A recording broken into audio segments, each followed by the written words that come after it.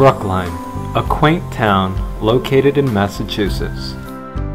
Although just 6.8 square miles in area and a population of 58,000 people, it is a bustling and thriving collection of communities.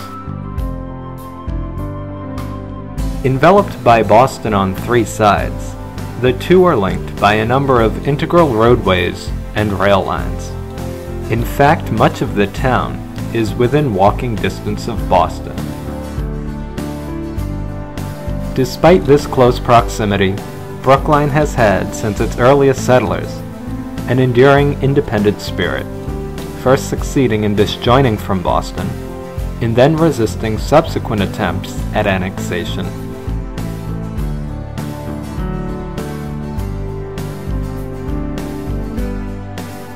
Over the years, it has also witnessed steady growth and spurts of immense development, at times shifting the municipal and commercial centers of the town. Nonetheless, this progress has incorporated advancements in commerce and industry, while retaining many traditional elements from earlier periods, welding together an eclectic yet orderly character. Its distinct neighborhoods and buildings, parks and communities serve as living testaments to this rich and diverse history.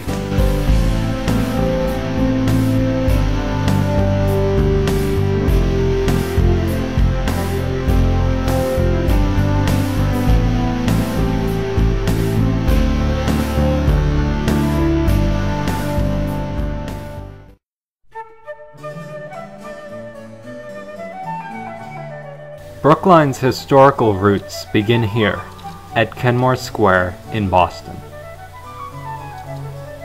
It is a busy, crowded crux, joining three major arterial routes: Commonwealth Avenue, Brookline Avenue, and Beacon Street.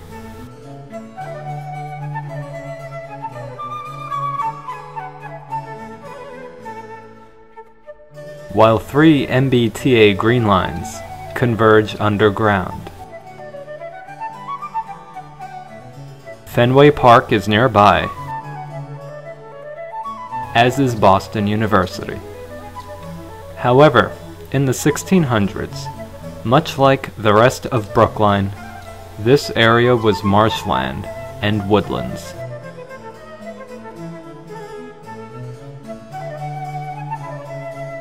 Nearby flows a quiet, unseen waterway, a tidal estuary known as the Muddy River.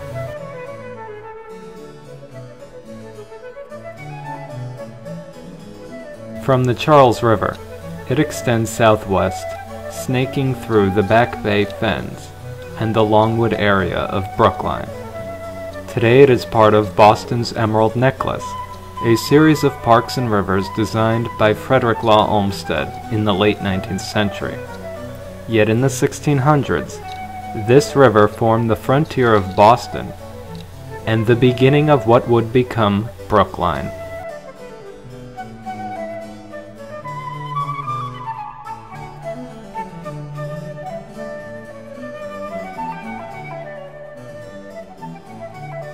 At that time, the river marked the boundary with both Boston and Roxbury further south.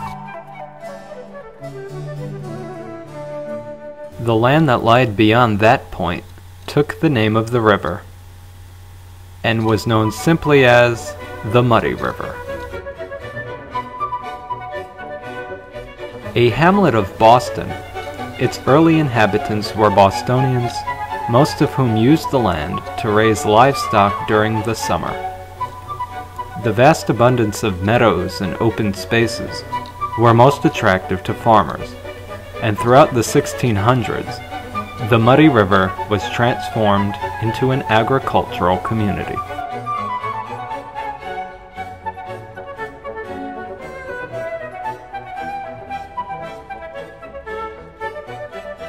Since its earliest settlers in the 1630s, the Muddy River had been a part of Boston, but the distance between the two soon began to grow.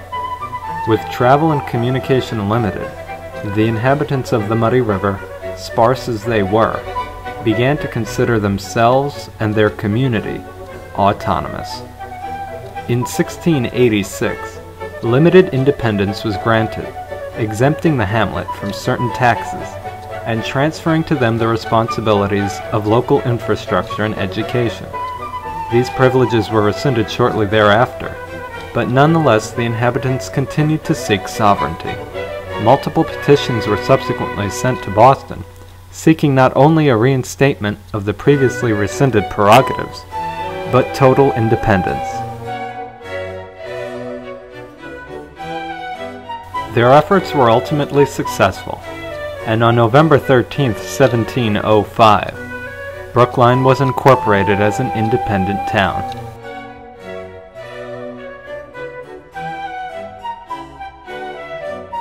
The name Brookline is purportedly derived from the name of Judge Samuel Sewall's farm, as a portion of its boundary comprised a brook.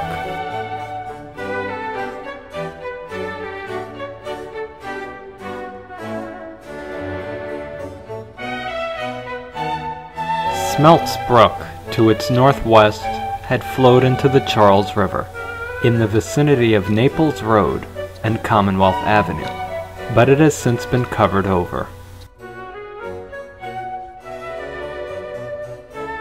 In addition to Smelt's Brook, the town itself was bounded by various other waterways, including the Muddy River. With these brooks constituting much of the town line, the name Brookline came to be adopted.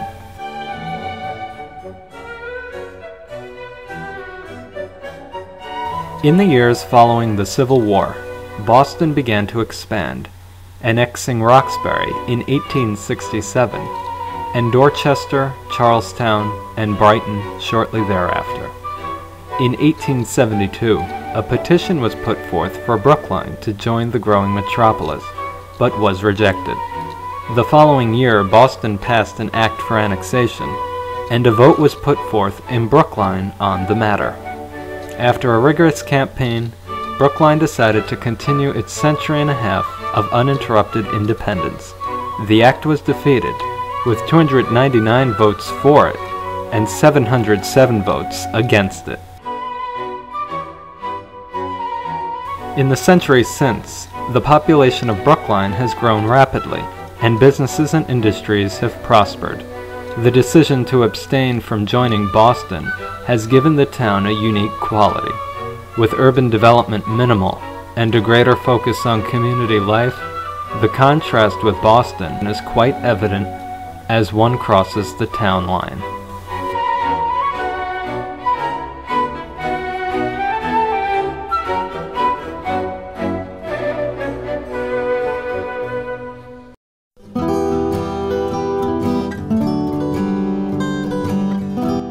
In the mid-1600s, plans were made for the laying out of roads to better connect the community with itself and improve transportation with others. The paths of these roads followed early Native American trails as they traversed terrain of the least geographical and geological resistance. One of the oldest of these roads is Sherburne Road, laid out by 1667. It was one of, if not the only, westward route out from Boston. Running through the town green, it is today the combination of Walnut and Heath Streets.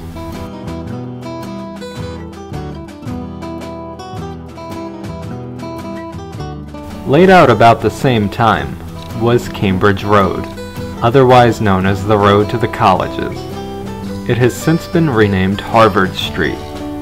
The major commercial districts of Coolidge Corner and Brookline Village lie along this route.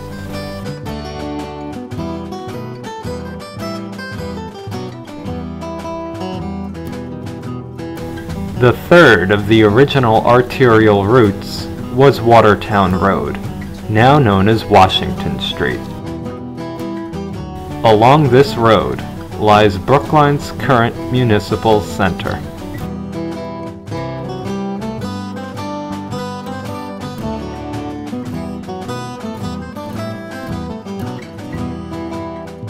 By the 19th century, the need for a more direct route to replace Walnut Street as a westbound thoroughfare led to the creation of the Worcester Turnpike. In 1806-07, this route was laid out, and by the 1830s, it became a county road. Today it is known as Boylston Street, carrying the Massachusetts Route 9 designation.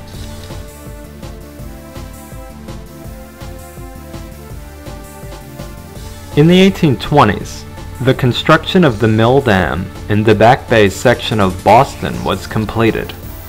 Its purpose was to stimulate industrial growth in the area, but was largely unsuccessful to that end. Costs ran higher than expected, and there were too few invested industries to spur any profit. However, the roadways aspect of the Mill Dam project proved far more beneficial. To enable access to the Mill Dam, the project extended Beacon Street in Boston from the State House on Beacon Hill to Sewell's Point in Brookline. From this point, Brighton Avenue, or Avenue Street, now Commonwealth Avenue, proceeded due west, as the Mill Dam Road journeyed southwest to the Worcester Turnpike in Brookline Village. It has since been renamed Brookline Avenue. This development made Brookline more accessible by road, as it did similarly for Boston. In 1870, Sewell's Point was ceded to Boston, and has since become Kenmore Square. 4 years later, with the annexation of Brighton, Brookline also ceded the Commonwealth Avenue corridor and the Charles River embankment to Boston. In 1851, Beacon Street was laid out, extending from the junction at Sewell's Point west to the site of the reservoir. It traversed the sparsely populated Coolidge Corner and Washington Square neighborhoods of Brookline, and the areas witnessed slight commercial development. In 1886, plans were developed by John and Frederick Law Olmsted for the widening of the road. They were adopted the following year, and construction soon thereafter commenced. Originally to be 200 feet wide, the street was ultimately widened to 160 feet in an effort to compromise with local opposition. Its completion spurred major economic and residential growth along the corridor. The Beacon Street widening project included space for streetcar tracks, which were laid down in 1888 from Massachusetts Avenue to Coolidge Corner. It was extended to Cleveland Circle in 1889 and electrified. When the Tremont Street subway opened in 1897, this line was connected with Boston via underground tunnel. Today, it is the C-Line branch of the MBTA Green Line. Interestingly, the shelters which stand at the Coolidge Corner stop are the original ones that have been in use since 1901.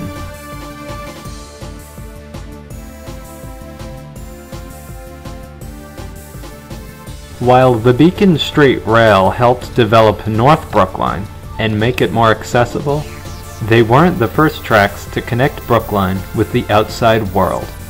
Rails were bitterly opposed in the 19th century by local inhabitants for the loss of property and fears of adverse effects, yet they have proven of benefit both for commerce and development.